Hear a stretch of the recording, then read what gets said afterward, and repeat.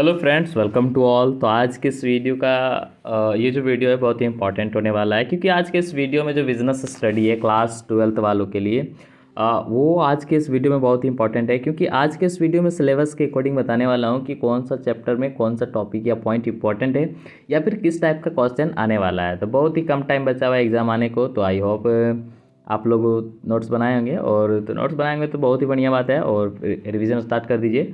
और तो चलिए आज के इस वीडियो में बिना किसी लेट के स्टार्ट करते हैं और देखते हैं कि सिलेबस के अकॉर्डिंग कौन कौन से टॉपिक या पॉइंट या क्वेश्चंस इस टाइप के आ सकते हैं एग्जाम में चैप्टर वाइज।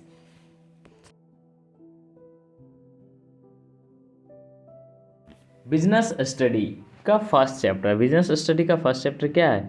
प्रबंध की प्रकृति और महत्व। ठीक है, प्रबंध की प्रकृति और महत्व। इस चैप्टर की बात करें तो इस चैप्टर का जो इम्पोर्टेंट टॉपिक हो गया, योजना हो गया, संगठन हो गया, निर्देशन, नियंत्रण। ठीक है, ये प्लानिंग, ऑर्गेनाइजिंग, स्टाफिंग, कंट्रोलिंग, ये सारे क्या मेन पॉइंट हो गया टॉपिक, ये सब देख लेना है। और इस चैप्टर का सबसे मेन पॉइंट ये भी है कि जो लेवल है मैनेजमेंट का, 3 लेवल है ना, वो भी देख लेना है कि टॉप लेवल, मिडिल लेवल और लोअर लेवल क्या है। और इस चैप्टर की इम्पोर्टेंट क्वेश्चंस की बात करें तो इस टाइप से भी क्वेश्चन आ सकता है कि प्रबंध की परिभाषा दीजिए। ठीक है, उसके साथ ही साथ पूछ देगा कि इसकी 2 विशेषताएं बताएं। और या फिर इस टाइप से भी पूछ सकता है कि प्रबंध को कला और विज्ञान क्यों कहा जाता है, प्रबंध को कला और विज्ञान क्यों कहा जाता है, या फिर प्रबंध की मुख्य कार्य बताएं। ठीक है, ये हो गया फर्स्ट चैप्टर से। अब सेकंड चैप्टर की बात करें तो सेकंड चैप्टर में क्या है? प्रबंध के सिद्धांत। तो प्रबंध के सिद्धांत यानी principles of management. Second chapter का सबसे इंपॉर्टेंट बोले तो हेनरी फेयोल का है। जो हेनरी फेयोल के 14 प्रिंसिपल्स हैं वो बहुत ही इंपॉर्टेंट है। हेनरी फेयोल्स के 14 प्रिंसिपल्स भी पूछ सकते हैं, वो देख लीजिएगा। और एफ डब्ल्यू टेलर जो है उनका भी देख लीजिएगा एक बार। और सिद्धांतों का उद्देश्य जो था, जैसे कार्य में समानता, कुशल और सहयोग बढ़ाना, ये सारे टॉपिक एक बार देख लीजिएगा। और इस चैप्टर के इंपॉर्टेंट क्वेश्चंस की बात करें तो जब इस चैप्टर का इंपॉर्टेंट क्वेश्चंस में आ गए, जैसे हेनरी फेयोल के कोई 4 या 5 पूछ सकते हैं, सिद्धांत के बारे में बताएं। या फिर टेलर के वैज्ञानिक प्रबंध की 2 सिद्धांत लिखिए। या फिर इस टाइप से भी पूछ सकता है कि फेयोल और टेलर में क्या अंतर है। ठीक है, उन दोनों में क्या अंतर है वो भी पूछ सकता है।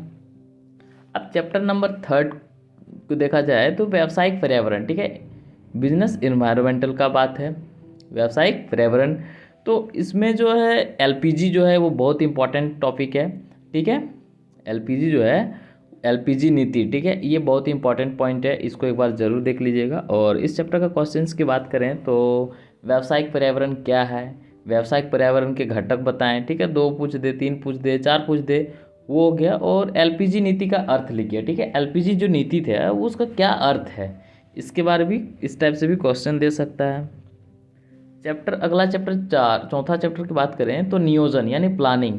इस चैप्टर में भी कुछ कुछ इंपॉर्टेंट पॉइंट है, जैसे प्रबंध का पहला कार्य है। ठीक है, ये नियोजन क्या है? ये मैनेजमेंट का फर्स्ट कार्य है। ठीक है, तो इसको एक बार देख लीजिएगा। इसका जो प्रोसेस है, उद्देश्य निर्धारण करना, विकल्प चयन या फिर योजना निर्माण, ये इम्पोर्टेंट पॉइंट हो गया। और इसकी क्वेश्चंस की बात करें तो नियोजन की विशेषताएं हो गया कि नियोजन की विशेषताएं बताएं। कोई कितने भी पूछ दे, 2 4 पूछ दे। ठीक है, और इसका जो प्रोसेस पूछेगा, प्लानिंग का प्रोसेस क्या है। ठीक है, यानी नियोजन की प्रक्रिया हो गया। या फिर नियोजन की सीमाएं, ये नियोजन की 2 सीमाएं बताएं। ठीक है, ये क्या हो गया? इस टाइप से क्वेश्चन पूछ सकता है चैप्टर नंबर 4 का। और चैप्टर 5 देखते हैं। चैप्टर 5 क्या है? ऑर्गेनाइजिंग यानी संगठन। इस चैप्टर में क्या, फंक्शनल, डिविजनल, ये सारे पॉइंट क्या इंपॉर्टेंट पॉइंट हो गए, इस सबको देख लीजिएगा। अधिकार यानी रिस्पॉन्सिबिलिटी, जिम्मेदारी, जवाबदेही, विकेंद्रीकरण का मुख्य तत्व, ये बहुत ही इंपॉर्टेंट टॉपिक है विकेंद्रीकरण। ठीक है, चैप्टर नंबर 5 से। और इस चैप्टर के क्वेश्चंस की बात करें तो जो हो गया कि संगठन की परिभाषा हो गया। ठीक है, ऑर्गेनाइजेशन का डिफिनेशन पूछ सकता है, या फिर इसका महत्व पूछ सकता है, या फिर इसका जो मेन पॉइंट है इस चैप्टर से थोड़ा कि विकेंद्रीकरण। ठीक है, विकेंद्रीकरण क्या है। अब अगला देखेंगे छठा चैप्टर। ठीक है, 6th चैप्टर, नियुक्तिकरण, स्टाफिंग। इसका जो प्रोसेस है स्टाफिंग। ठीक है, स्टाफिंग का जो प्रोसेस है, भर्ती, चयन का, प्रशिक्षण का, तो ये भी इंपॉर्टेंट पॉइंट है इस चैप्टर से। और क्वेश्चंस का बात करें तो इसमें ये भी पूछ सकता है कि नियुक्तिकरण का अर्थ क्या है, या फिर स्टाफिंग का अर्थ क्या है, या भर्ती, या फिर 2 प्रोसेस में डिफरेंस पूछ सकता है कि भर्ती और चयन में क्या अंतर है, प्रशिक्षण के प्रकार लिखे हैं। ठीक है, ये हो गया। और 7 चैप्टर देखेंगे डायरेक्टिंग, ठीक है, यानी निर्देशन। निर्देशन क्या है, ठीक है, ये तो देखना ही देखना है। स्टार्टिंग है फर्स्ट चैप्टर, कोई भी चैप्टर है उस चैप्टर का हेडिंग का उसका डिफिनेशन बहुत ही ज़रूरी है जानना।